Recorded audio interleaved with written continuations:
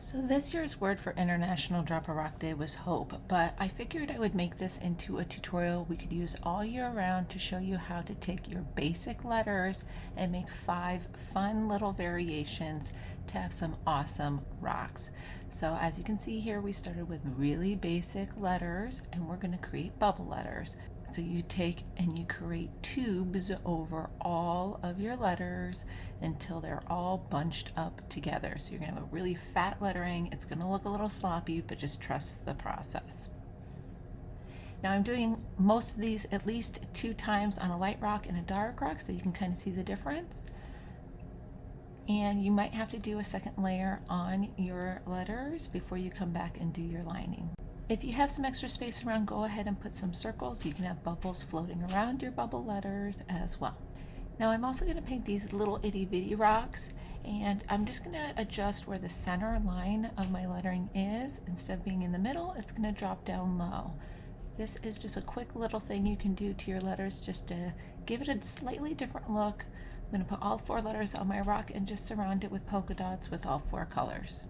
Holding your rock on top of something with a little piece of tape makes it a lot easier than trying to hold it down with one hand while drawing with the other. Now let's get back to our lining on our bubble rock. Make sure your paint pen is working and flowing well, and then we're just going to trace around our letters, and anywhere that the lines are touching together, we're going to create little creases, and that will give it the bubble letter look. So you can practice this on paper to get the outline down just a little bit. You can actually write your letters in their stick form and then trace around them bubble wise so that you can see where your lines would be. Now if you do like I did here and you accidentally go a little inside of your lettering, just get that outline to the outer edge. We can come back and touch up with our fill color when we're done.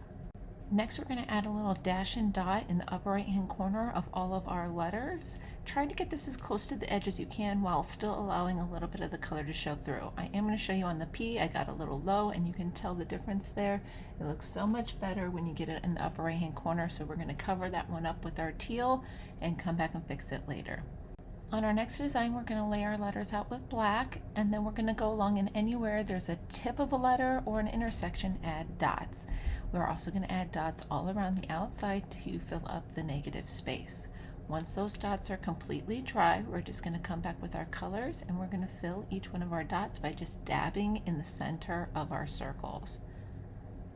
Now I had 4 colors, so I chose 1 color for each letter, and then a few of the dots just around the outside in a very random order. I also did one with lowercase letters so you can see the difference, but both ways works and they both turned out super cute. Now we're just going to go back and fix that one highlight, and I'm going to show you here when my outline got away from me. Come back with your paint pen and refill it in. The next ones we're going to do are more of a hand lettered look, so just go ahead and again write your letters on there in basic lettering, and then we're going to come back and add some loops and swoops to attach them together, and we're going to thicken up the downward strokes. Now I do this 2 ways, one with the letters closer together and one with them further apart. I have a lot of hand lettering tutorials, so if you want more information on this, I will make sure to link to a love tutorial where I really break down this technique. Now on my wide set hand lettered one, I did make a mistake on my H here, so I am going to show you how I deal with that if I'm working directly on the rock. You can take an X-Acto knife for something sharp and just kind of scrape that paint layer off the top of your rock.